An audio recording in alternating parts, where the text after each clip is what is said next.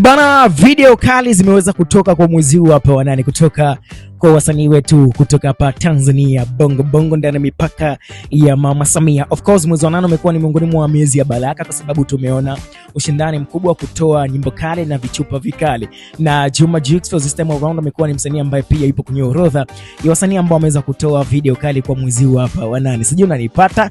Of course ukianzia kwa wasanii ambao wametoa ngoma kali, basi tunaanza kwa Harmonize. Of course ameweza kuja na ngoma yake ambayo inaitwa Beautiful, ni miongoni mwa video kali, chupa kali sana.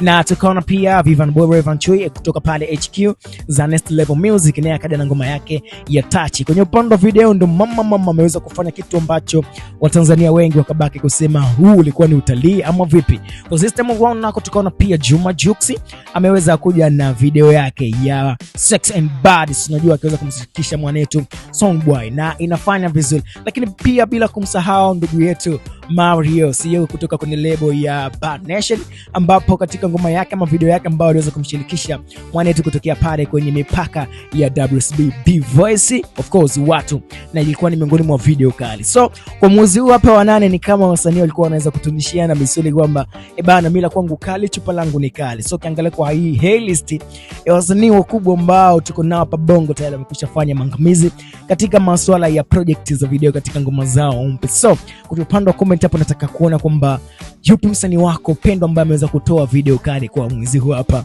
wa 8, si ndio? You feel me? Mimi ni Dimsot Msafi, na cha kufanya sasa hivi subscribe katika YouTube channel yetu kama Film Online kuhakikisha unapata taarifa zote za kiburudani.